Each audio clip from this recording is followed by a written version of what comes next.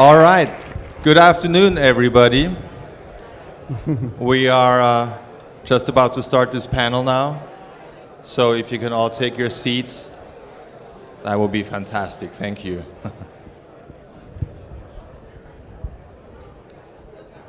My name is Josef Holm. Just a quick background on myself before I pass it on to my panelists to introduce themselves. I'm the organizer of this event, and I'm very happy to welcome you all. I hope you've had a really great time so far.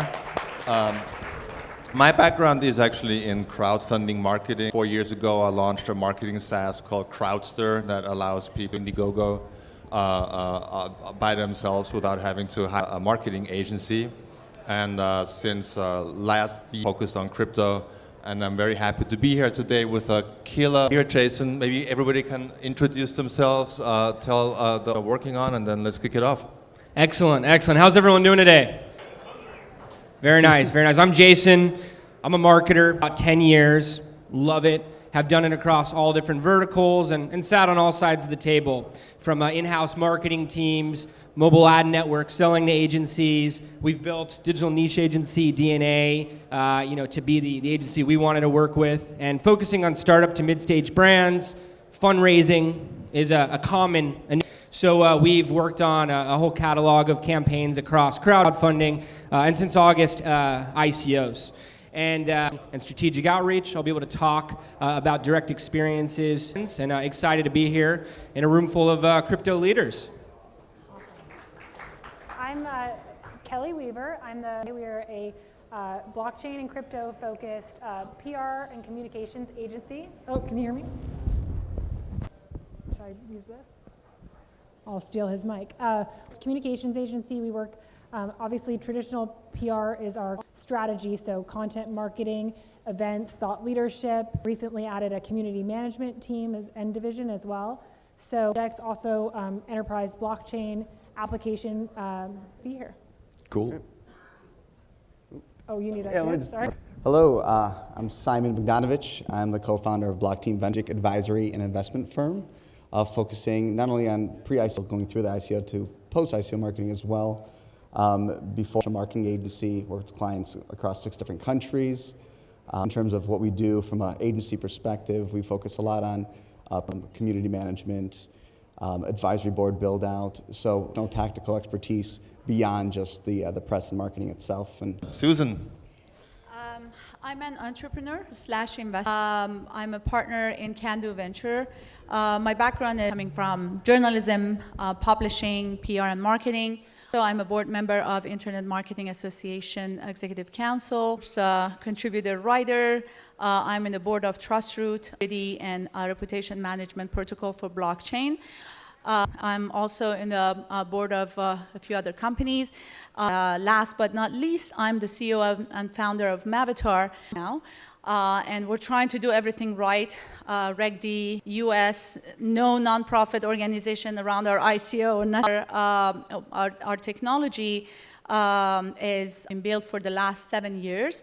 I was researching in Stanford Business on new advertising models' effect on user privacy and why we're shadowing people, and I couldn't find any correlation between users' benefit and consumers' benefit, except which is a vehicle for user-generated advertising. But the problem with advertising is the traditional affiliate networks and ad networks, we see that there's a lot of deficiencies and middlemen that they couldn't really solve, and actually they were part of the nation publishers most of the time. So user-generated advertising, the previous models of the networks, traditional accounting was not even possible. Basically, if you want to pay to your retailer, and then at the end of the day, you want to pay $25 a month and write a check, that check can cost you $15 to $20. This is the last actually puzzle that we solved from our technology, and we brought end of May because we're done with our integration and everything. And that I see some real ICO marketing people that I can touch, and compared to what you get always, people that you can only or WhatsApp, you don't know what their real name is. So it's great. It's relieving to see you guys here. Thank you. Awesome. Thanks.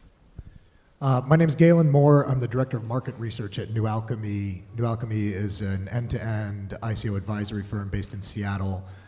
We started out as an audit firm doing security audits on smart contracts, a business that we still partner with other ICO advisory firms to execute. We do, as I mentioned, end-to-end. That means from token mechanics through smart contract development, marketing, and we're based in Seattle, and we have a minority share in. Awesome. Thank you guys so much for being here. We're going to do around half an hour of just chatting here that cover very interesting topics. And then towards the end, we're going to open it up to the audience for some Q&A. So we're going to have about 10 minutes for that. So before we get started, ICO marketing, obviously a very important issue. We have over 60 ICOs here at the conference pitching on stage 2. So that's obviously one of the ways to reach and connect with investors. But what else is going on in 2018, compared to 2017? It seems like it's a completely different ball game. And I would like to just throw the question out there, and you can all jump at it. What does your marketing plan for 2018 for an ICO really need to look like to be able to raise money, and what doesn't work anymore? Yeah, let me hop in here.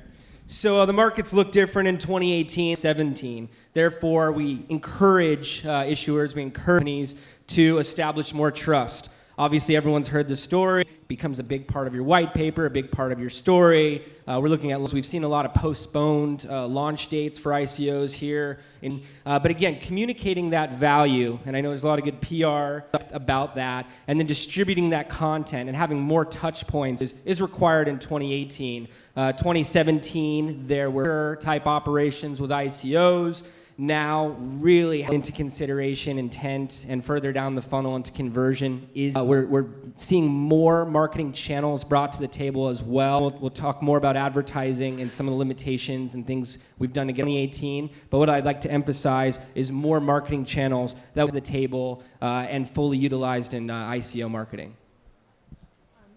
I think more so than ever, hopefully opening up to the fact that you really need to have a great product, and that product needs to be somewhat developed. Those days are numbered of marketing being sort of the magic wand and not having any sort of product or merit to back that. I think as service providers, we're even having to do some extreme due diligence on the teams that are finding their way to us to be able to make sure that this is something that we can market. As it relates to PR and earned media, the media is smart, and is aware that and is skeptical.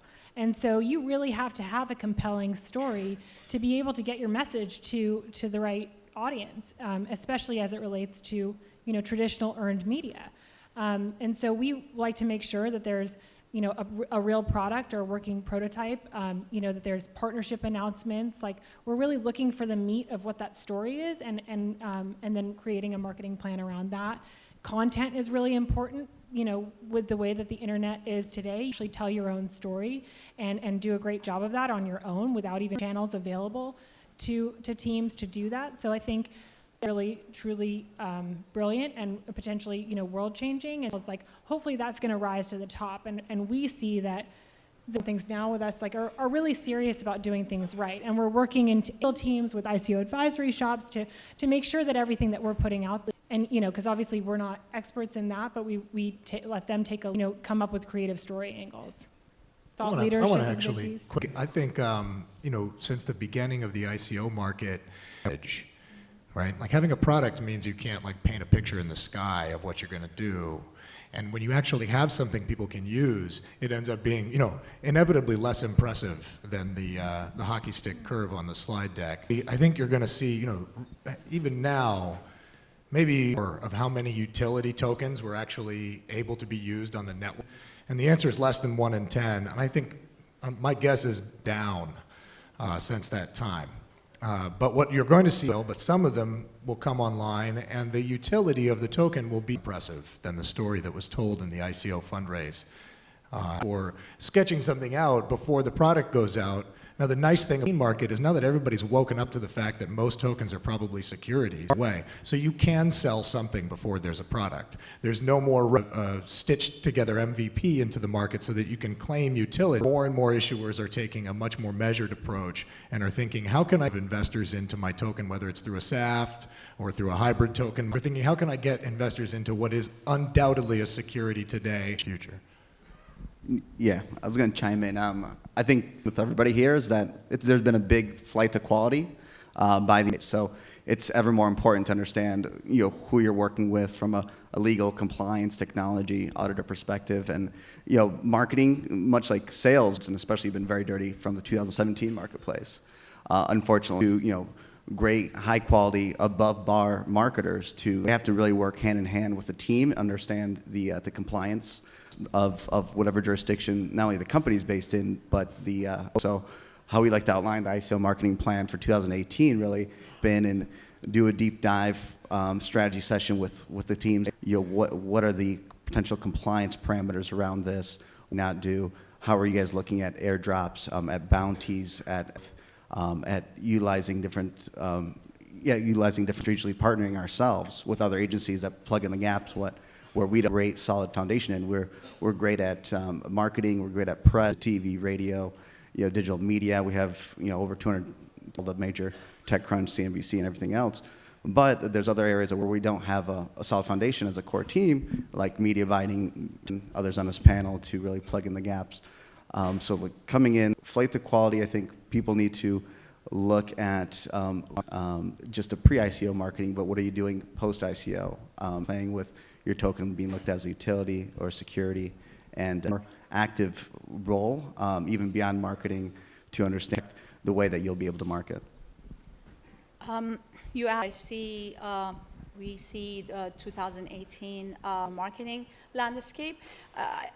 Well, we all see that 6 months ago when you started working with some of these, notorious ICO marketing that probably they were not even existing around you and you couldn't even physical person.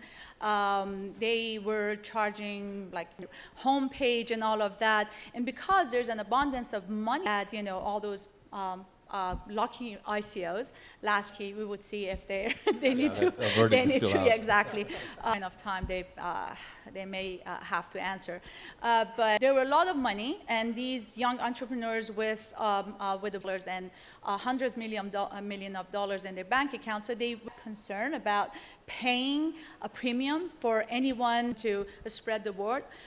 But what happens after one, we have more benchmarks for good ICOs versus bad ICOs or whatever. Now you see that they're settling down. Even marketing, I'm sharing my experience because I think I'm the only one in the panel now, and we've been dealing with all of these offers. My team was to spend at least, and our investors also, pushing us, and I personally was against it because our technology is about advertising dollars to sales dollars.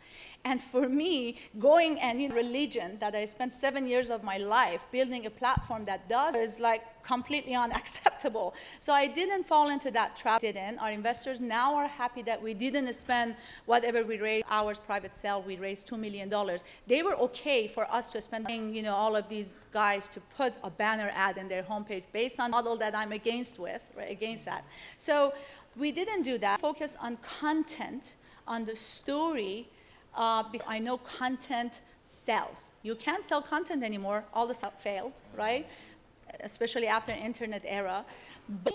And the story is important for your audience, for whoever wants to be involved in your ICO. And guess what? The story is your team, is the vision of the company, the bottleneck or the problem that you're set or your team is set to solve. These are better than anything else. What we did was focusing on our completely clarify the vision and mission, and the one could see our smart contract. And then we started promoting and that content sold. We have us to continue with that crazy 48 hours of fame or whatever, we realized that we have to go through verification. We build the software to doing all of this, and I'm glad that we did Reg D. I'm glad that we stay in the United States because, if a company does spend millions of dollars on marketing, but register their ICO in an island, right? Yeah, that's always fun. They take their ICO to Switzerland, and they're like, oh, the Swiss laws are They still live in the United States. Right. So they still have to follow U.S. laws. My daughter is 13 years old. What I'm saying, as a mother, I'm always saying that if you decide to hide something from me, you should do that. You're doing something wrong. That's a signal to you, right? And that's a signal to all the audience, your investors, whoever wants to be involved in that ICO, your lawyers, your PR company, your marketing company, your vendors.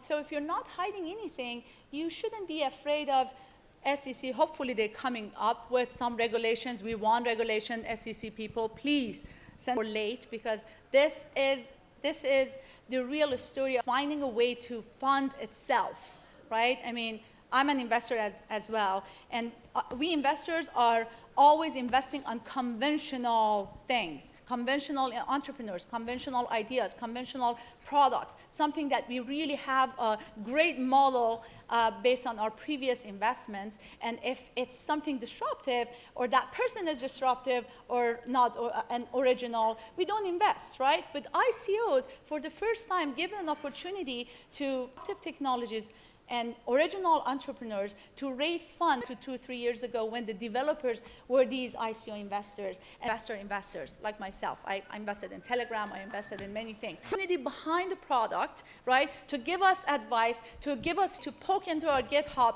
and tell us what we're doing wrong, and we want them to upside, right? So let's figure out the regulations, help us and investors and these developers to sort out bad apple itself.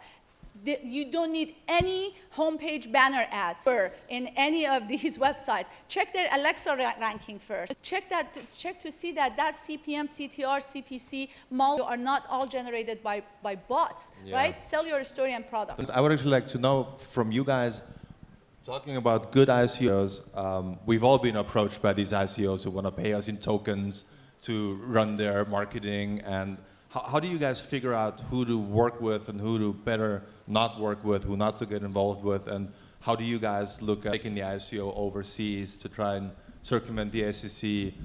How does it work for you guys day to day?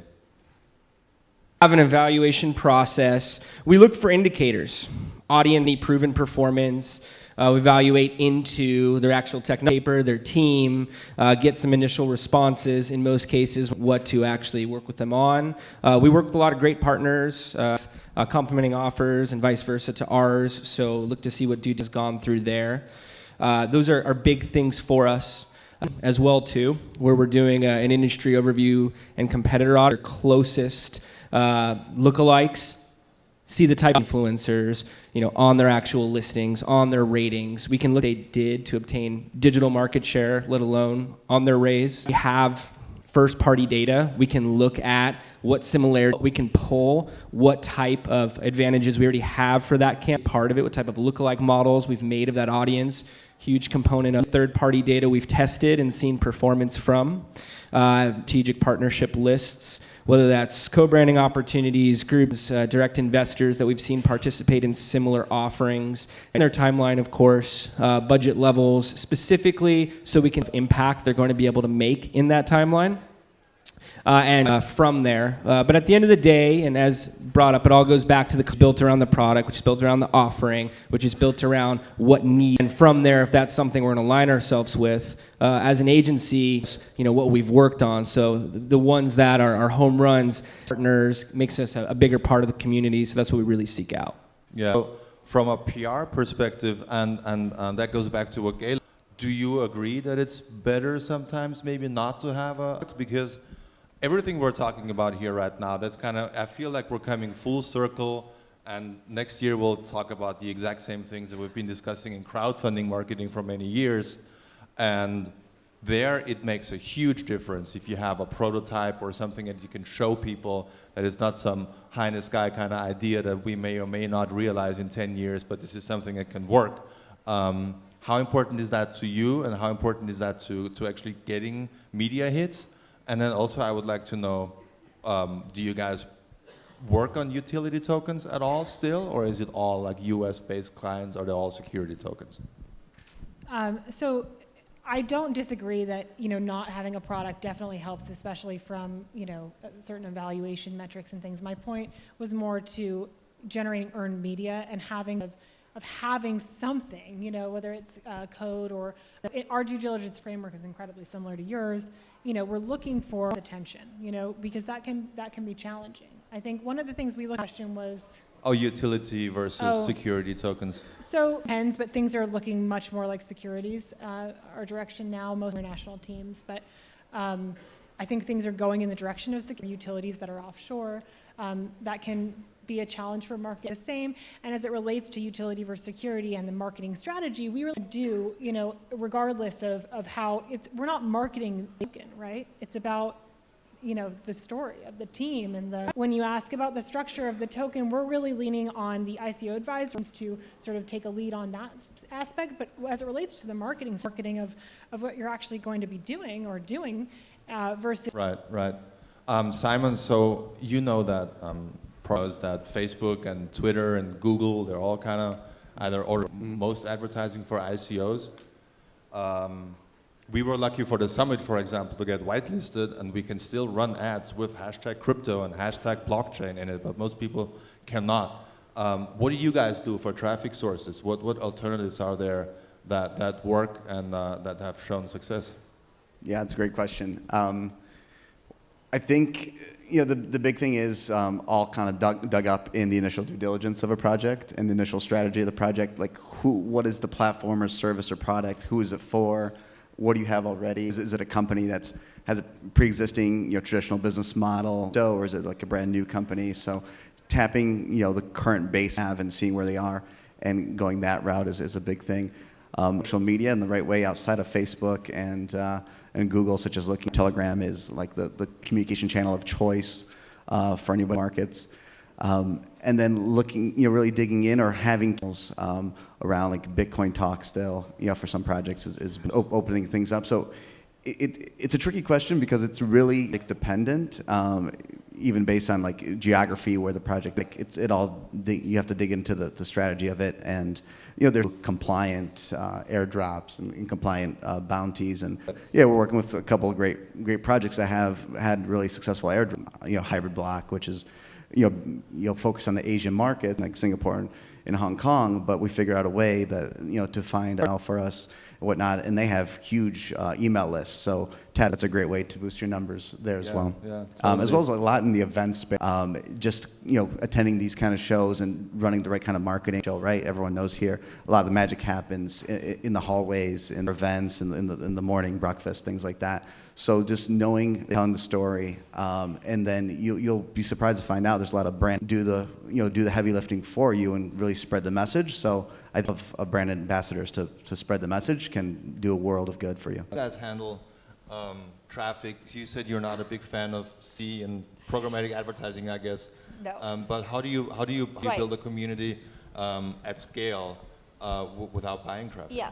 First of all, any token that is released in the United States for now is a security token. Yes. So even if we want to call our tokens utility and we can show the utility of the token, we have to appliances that SEC hasn't defined yet, and they may do in the next. So in terms of marketing and advertisement, you see all of these big kind of banning the advertising, not only for protecting themselves, but also as well as, I guess, entrepreneurs as well, because we don't, and we go crazy if we have money, right? And now these guys don't, and we have to find another way.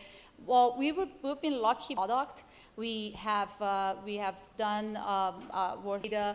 We got 70,000 organic users and 600 influencers course of 6 months, but we had a problem. Retailers that were promoting their products through the platforms that as a service that were sending out, but the money, the networks practically were stealing the last click and the favorite nations publishers.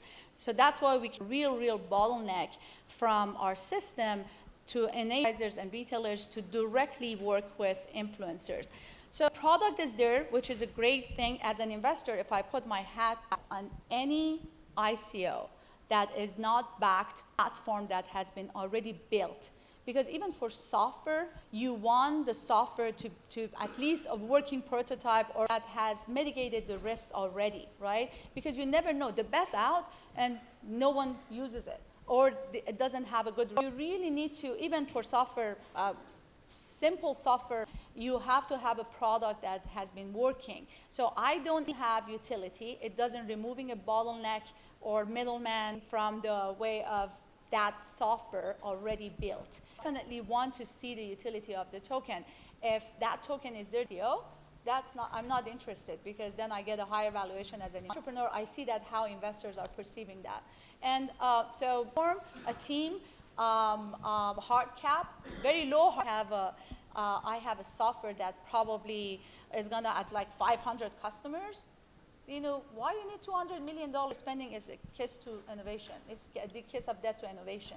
A team is important, and so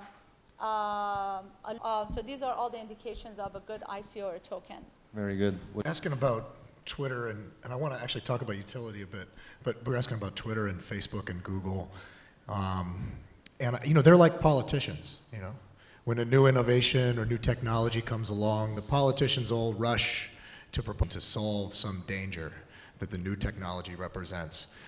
Local politicians were proposing ordinances related to the silence of their street because they wouldn't hear the car coming. Things like this are happening in state legislatures all over the country as we speak. And Bitcoin threaten the status quo. So you have players who are willing to fears in order to get votes.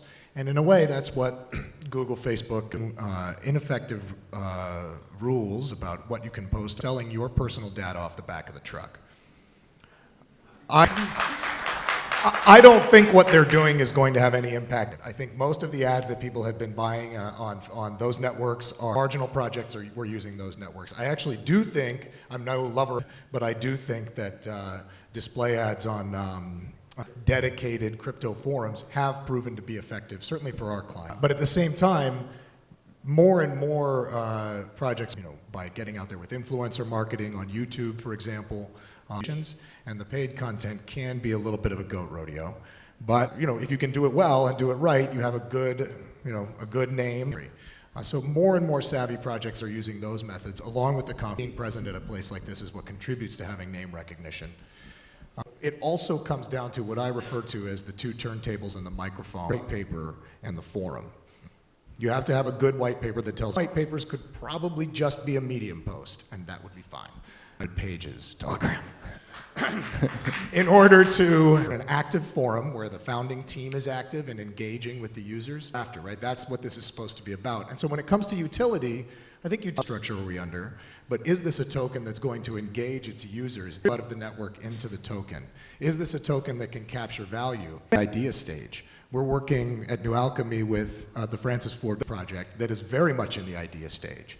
And you know, because it's so early, because they don't have a product to show? Absolutely not. We're going to help them develop their network as they seek to remake the film industry.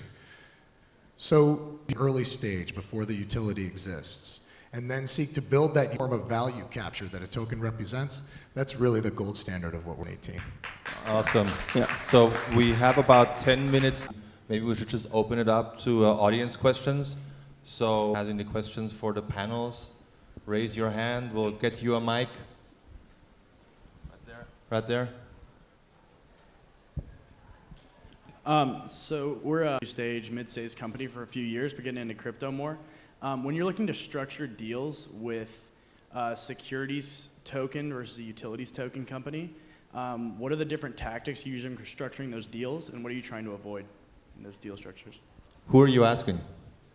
The panel, whoever wants to answer, whoever makes most sense. So can you repeat the question? Oh, so you want to know the difference between security token and utility token? No. As an agency, from a marketing perspective, the different ways you'd structure those deals and what you found to be most effective for both sides. Like what different elements are you including in those deals? Well, I can say for New Alchemy's perspective, we're looking to take a share of the token every time we work with a company.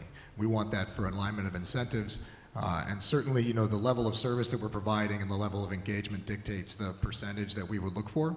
But in general for us, upfront fees are be compensated and incentivized is through a share of the token raise.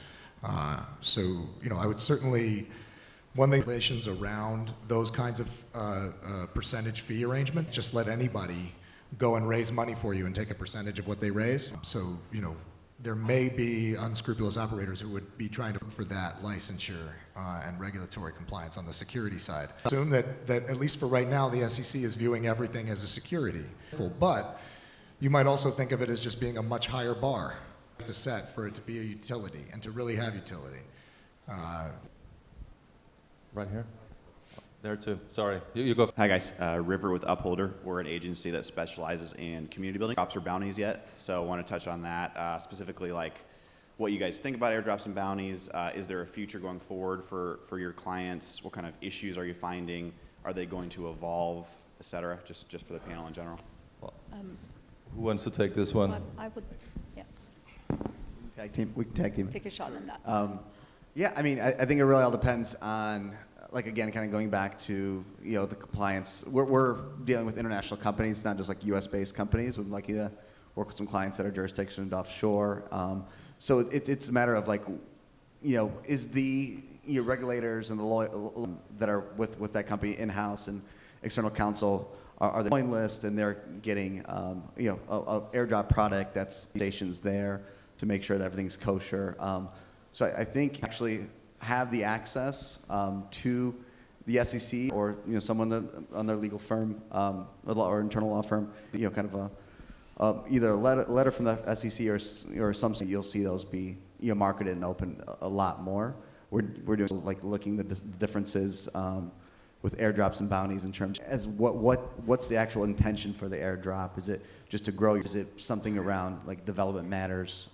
We wanted holders for our token and whatnot. So I think intention. We're going to see. I believe I'm a pretty firm believer that we're going to see Google the crypto bans that have taken place, and then to the point where other countries are more so kind of leading in crypto and as well. And I think airdrops will kind of go through the peaks and valleys of that. Again, because everything for now is security token, wouldn't be kosher. Because, and we have the law firms behind our ICO.